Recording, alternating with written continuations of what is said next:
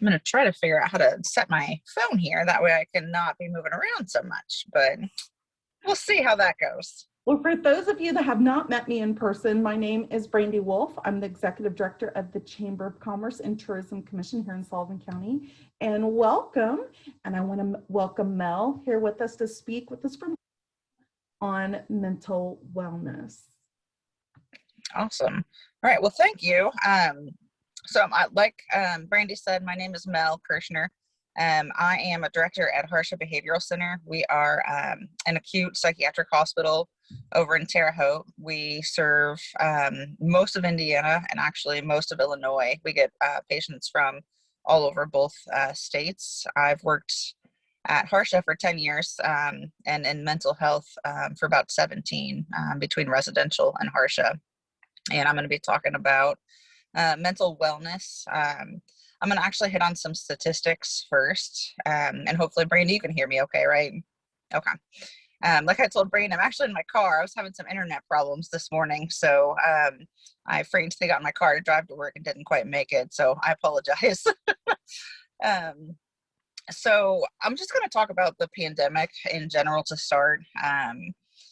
So with the pandemic or just natural disasters or large mass issues in general, a lot of new episodes or disorders are usually kind of brought to light. Any like major psychiatric disorders are exacerbated, which is kind of expected. I think a lot of people expected that.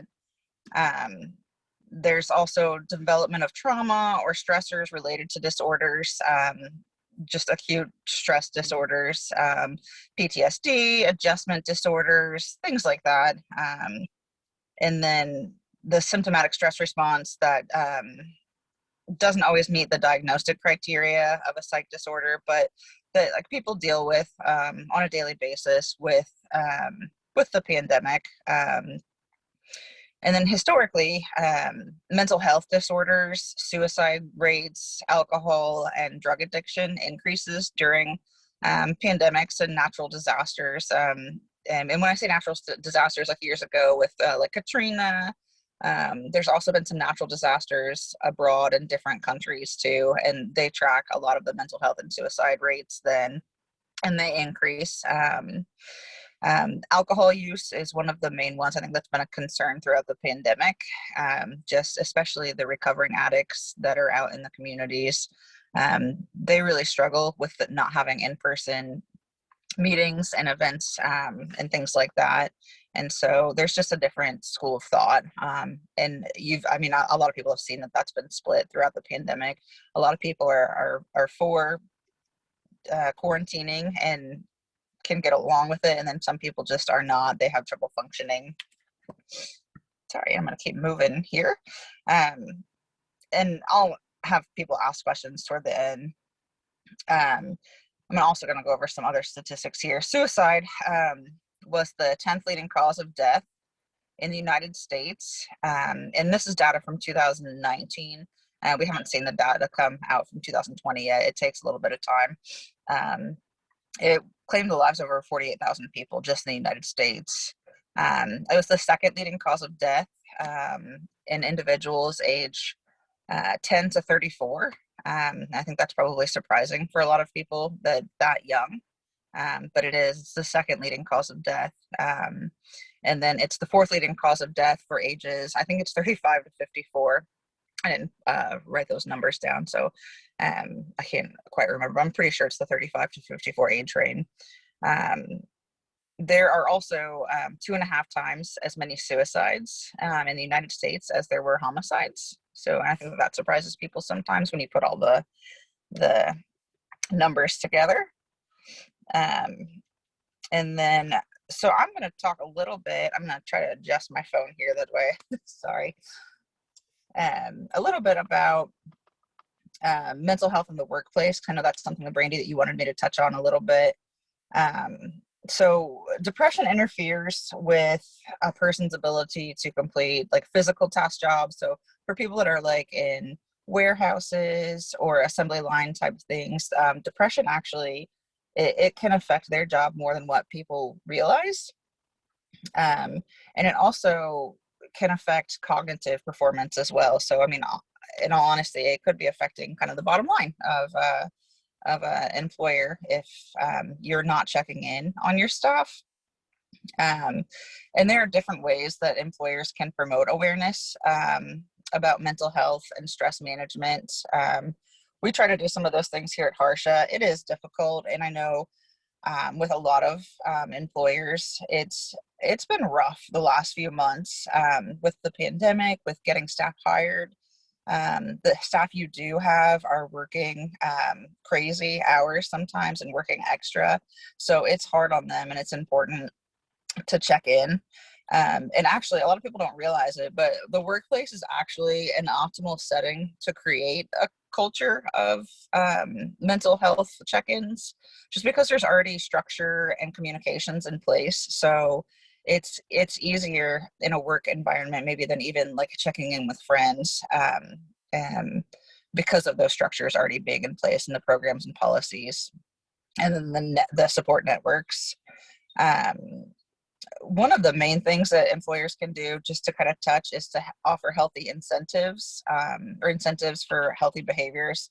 Because mental health, I mean, you think mental health and you think depression and like PTSD, anxiety, bipolar, but it plays along with just healthy in general, just being healthy, getting out, moving, maybe eating a little bit healthier, not smoking, things like that.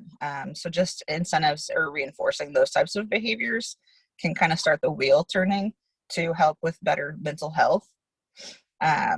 A lot of employers use data to track the progress and measure effects. And that's something to each company. It depends on the size of the company and how they want to do that.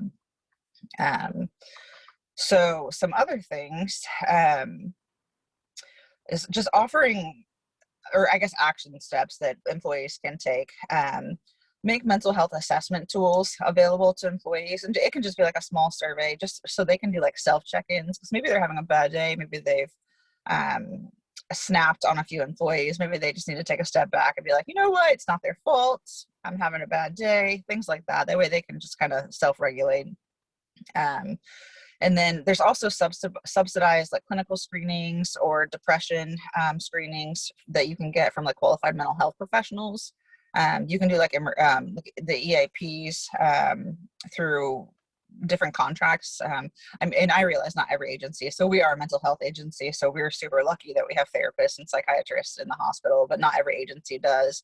And that's when it's important to kind of form those collaborations or partnerships in the community with maybe some of the community mental health places where maybe you can get services at a lower rate or discounted for your facility, just so staff can check in. Because I mean, some people are a little bit more low-key about maybe some of their mental health issues that they want to check in on. Not everybody is as open, I think, as people are in the mental health field. I mean, it is Mental Health Month and we're trying to end the stigma, but it's especially in a small town like the Sullivan County area, not everybody wants everybody in their business, and sometimes that's hard to not do. And then there's also, like, when you offer insurance, different insurance companies, depending on who you go with, can also they can offer different programs. So an example that we do is we offer some screenings. And if you can pass a screening that you don't smoke, or if you go get your physical, or if you work out so many times a month, you actually get incentives through our insurance plan. You can get up to $200 for the surveys, for not smoking, for getting your physical, for getting your flu shot. And then also, if you work out so many times at a certified gym, then you get reimbursed for your membership as well. And that's just another way to encourage health. And not everybody takes it up. And sometimes it's hard even getting that information out.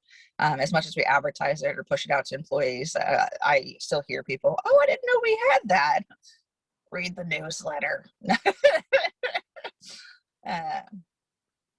Brochures, flyers, things like that, just around, like maybe in the break rooms, that can help with maybe just even identifying mental health issues, or maybe something that somebody's struggling with.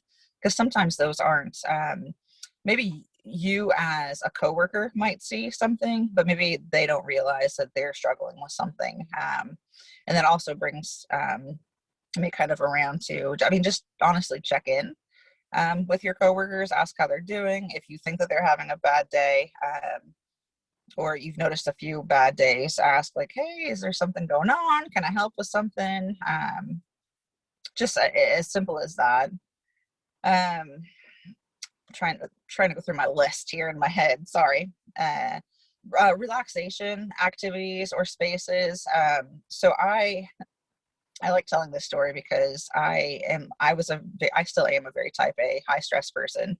I've gotten better. A few years ago, our facility decided to start doing mindfulness groups for our patients. It's something that our CEO was using at the time. She felt very strongly about it, and so she actually brought somebody in.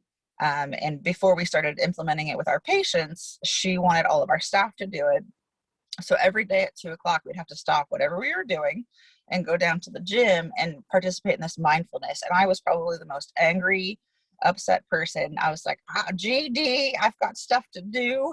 I do not have time to stop what I'm doing. Mindfulness is bull. I refuse.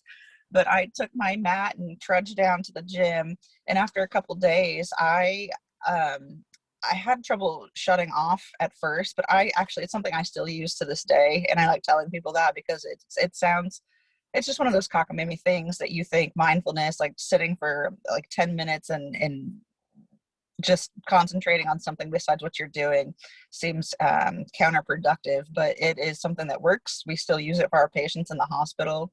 And it's actually probably one of our number one things on our patient surveys that they take from the hospital is the mindfulness and just kind of resetting sometimes. And so if you're not familiar with mindfulness, I suggest maybe Googling or YouTubing some videos. You don't have to go as deep into it as some people do, but it has worked. We still encourage our employees to do it with the patients whenever we do have the mindfulness groups. And it is something that does work sometimes. And I think back to that first week we did it and how angry I was and how it actually works. We did yoga too, and sometimes I would actually fall asleep, which I still get made fun of to this day for dozing off one time doing it. It was a dark room. We were laying down on mats. It's fine. So just going back, so I get off topic a lot. Brandy, if I do, just yell at me and tell me to get back. So relaxation areas too. And again, I know not every facility or employer is going to be able to do this. And we are very lucky in our CEO and medical director. We're very, very in tune with, I think, the meditation and just psych being an overly saturated and stressed area. So our employees do have like a little relaxation garden in the break area that they're encouraged to use. Not everybody uses it, but it's there and it's for them to use. And some other things that we've done, we have a walking path around our hospital that we encourage staff to use on their breaks and their lunches. We do encourage staff to use their lunches and breaks. And it's hard sometimes. You know, you have those staff that want to hurry work through the day, and then you have to kind of push them sometimes to use their breaks and lunch, especially in mental health. It's been a tough year for anybody working in the medical field, and mental health is not any exception to that. We really struggled with a lot of the COVID stuff, not as bad as the hospitals and ERs, but I mean, to some extent. And then also with the staffing, the medical field and staffing has been rough, especially the last few months. So another tip or something to do would be to conduct ongoing like anonymous surveys to learn about attitudes toward like managers, coworkers, employers. So we usually do employee surveys a couple times a year just to kind of get feedback and see if there's anything that's like trending, maybe something that's changed from the year before. I mean, and you're always going to have some negative stuff on the surveys, and that's just part of life. That's something that we have to continue working toward. But then that way you can kind of see year to year if maybe there's an uptick in like a certain manager or something along those lines. or and maybe something's going on with that person or that department. Um, Trying to think, some other smoke-free, Vigo County is something we just signed up for. And actually, I think I saw Sarah log on there because she helped get that set up. And that's just one of those other steps toward the health, is encouraging and offering those types of services. We've also done a lot of employee engagement activities over the last few years. That's something that we have strived to have more of. It was a little harder to do outside stuff over the last year just with the pandemic. But getting staff together outside of work is something that we try to do a few times a year. We do some outdoor movie nights, like roller skating, to offer to our staff. And then we do like a lot of luncheons, and then just it's celebrations in general. That way you can check in on your staff without checking in on them. It's kind of like a low-key way just to kind of hang out and see if people that were showing up before aren't anymore, then maybe to reach out to them. It's just kind of small things like that. And then discounts for gyms is another thing that we offer to our staff, just to try to help with the mental wellness. And then on top of that, some suggestions that I kind of pulled from a couple of our managers and directors that maybe I may have missed on is schedule regular meetings. Like our director of our admissions department, it's a really high stress area. She has regular meetings that she checks in with staff just to ask how they're doing, what's going on, especially when like a few people are working from home off and on. It's important to schedule those meetings because you don't know what's going on at home with those people. And I know that's something like the school corporation did a lot of. They checked in, they scheduled meetings with their teachers, the principals did, just to check in to see how they were doing. My husband's a teacher, so I got to hear his meetings frequently. Just I can't even imagine being a teacher and teaching all these kids on Zoom. I could barely survive being an adult in all those Zoom meetings. Or casually checking in, sending an email, a text, and I do that frequently off and on.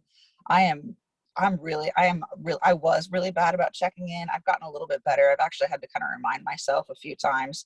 I am very lucky, and everybody that works for me, they're very hard workers. I trust them.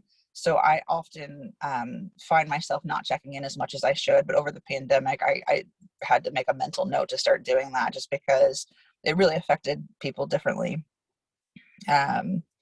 And like I said, just to reiterate, I mean, I know that we are a little different because we are mental health and psychiatry and therapy. So we have mental health services, I mean, right under our nose. We can go to some of our therapists, our psychiatrists, and chat and get services set up in like the drop of a hat, and it's not as easy for everybody. So, I mean, just making sure that you are checking in and maybe referring or looking at different places that you could kind of collaborate with just locally or maybe surrounding counties, just because, like I said earlier, Sullivan County is a pretty small area. So maybe Joe Schmo doesn't want to go to the local mental health because somebody's going to see him walking in. And so maybe outside Terre Haute is another option as well. And then sharing your situation, especially over the pandemic. And I think that a lot of people were good at that in the beginning and it kind of fizzled out. But the world is starting to open back up, and I think that's helping a lot of people. I know it's helped me. I was fine over the summer. I kind of am like a closet recluse. I can be outgoing if I need to be, but then when everything shut down, I was like, this is so wonderful. But I was outside a lot, and I was out by the pool with friends because it was outdoors. And then winter hit, and I struggled through the winter a little bit. I was like, I need to start doing some things. And my husband and I did not see eye to eye on the whole pandemic, which I'm sure that happened to a lot of households. So it was rough over the winter. So I was happy when the weather started to open back up. And it's not always a popular opinion, but we are in a pandemic and it is a tough time. But mental health is important and just as important, and people deal with things in different ways. So I mean, if you need to hang out with some friends, I am going to encourage somebody to do that. Just be safe about it. But everybody has, like I said, different schools of thoughts on it. If you are feeling in a bad place, set up a Zoom meeting with some friends if you don't want to get together. those types of things are things that me and my friends did throughout the winter, and just sharing situations. And it's not because misery loves company, but because humans bond over common experiences. So, I mean, that has helped a lot of my friends and family kind of get through until everything opened back up. I'm just gonna try to go through my agenda here just to make sure I touched on everything. I wrote some stuff down, but then I'm really bad about like skipping over, getting off subject, like I said. Um, is there anything that I didn't touch on, Brandy, that you wanted me to talk about? It was kind of a hodgepodge of stuff. I tried to get as much in as I could. No, but the others might have questions or Yep, something that they would like to ask to follow up sure. with. Do you have ideas of any kind of mental health assessment tools? We don't necessarily have any at our location, but what would be a good tool to reach out to find some? I can, I'll email Brandy with a couple of them. I can't think of any right off the top of my head. I don't remember what we have in our break room. I'll have to look. So one of our providers probably came up with it. I didn't even think to have that. I suggested it, but then I didn't have an example. Sorry. Mhm. If we suspect somebody's having, some issues, do you have any like talking points on, or PC things to say to them, or just to kind of get them to open up, or anything like Yeah, that? and yeah, a lot of it. I mean, and a lot of it depends on your relationship with the person and how well you know them. But just as simple as asking them, like, "Hey, I've noticed you're a little off lately. Like, are you okay?" Like something like that. Just as simple. And that's, I mean, PC. But you also have to tread lightly on the same, because if they have been having a bad few days, I mean, you just never know what will kind of hit home or set somebody off. So just asking if they're okay. And I mean, and I've done that before and not expect, like hey, you all right? And somebody just like broke down crying, and I don't do that well. Like I'm like, oh God, please stop crying.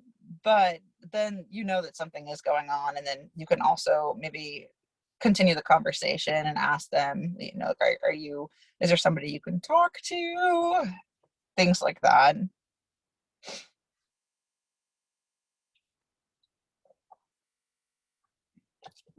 There's a lot more people that popped on from when I first started. I will definitely, the mental health assessment, when you get that to me, I will send that to everyone in the group. Yeah, I'll send that today. And for I those think that hopped on after we started, I am recording this. I will put it up on the Chamber's YouTube channel too, so people can rewatch this as well. Brandy, if you don't mind, I'll chime in a little bit. Just to kind of touch on one of the things Mel said, in case people don't know. Sullivan County Community Hospital offers corporate rates for their gym memberships. Okay. So if it's just another way you can do it without doing the reimbursement thing. You can actually get, I think it's only like $28 for a family. I mean, it's really, yeah. I mean, and then like, I don't know, $14 for individual, like, and it's That's a really good price. And it's right here, so it's a big savings. Basically the company just signs up, and I think you gotta have like 15 participants or something. Yeah, that's nice. And then you can even do like just competitions at work too when you do that, like how many times you go. We've done a couple of those. And we regularly it gets give each other competitive. grief. Yeah.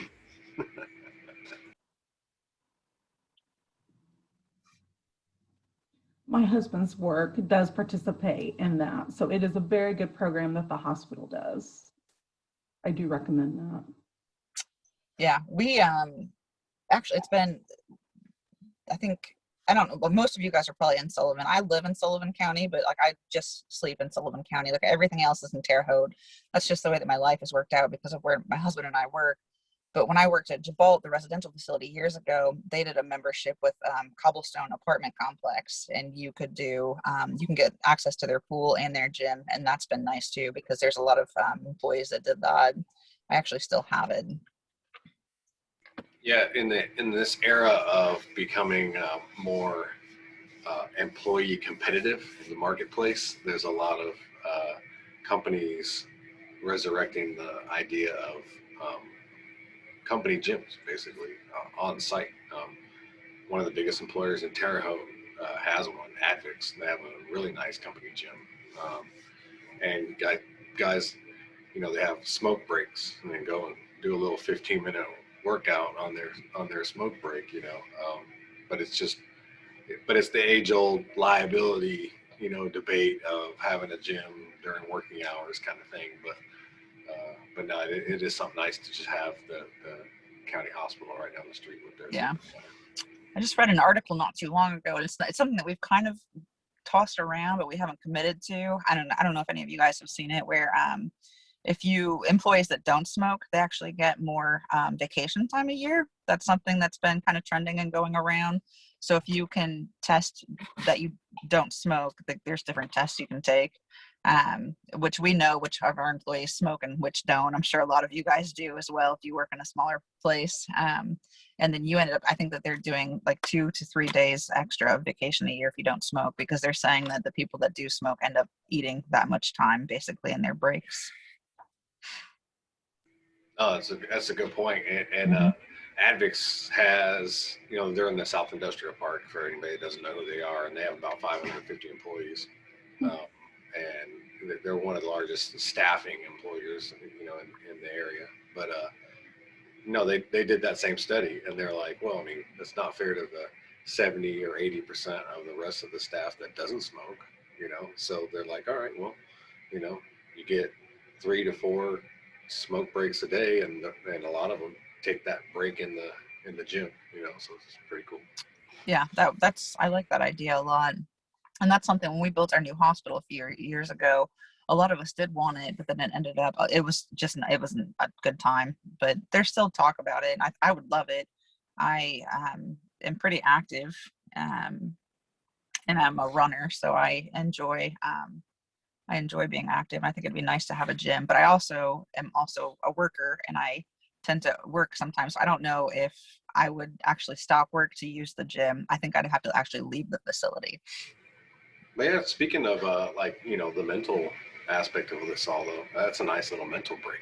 Like, even if it's just 10-15 minutes just to get away, you know, and all the other chemical and biological benefits of working out for that brief second. But even with you know, having Sarah on here, you know, Mel's topic of extra vacation time for non-smokers is a massive incentive to stop smoking. It's actually a great idea. Yeah.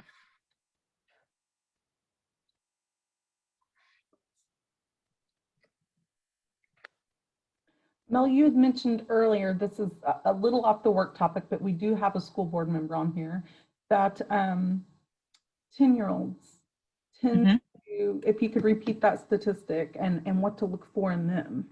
Yeah, it's the second leading cause of death in 10 to, I think it's 25 or 35-year-olds. I can't remember right off the top of my head, is suicide.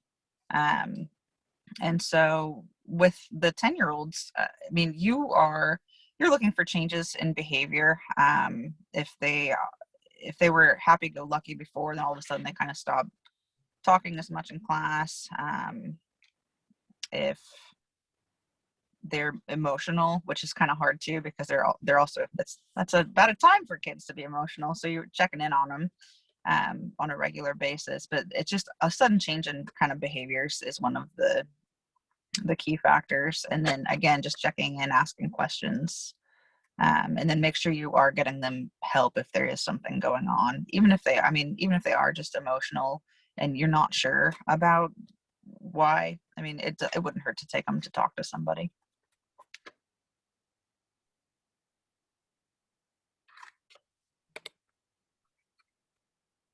Does anybody else have any questions or comments they would like to ask Mel?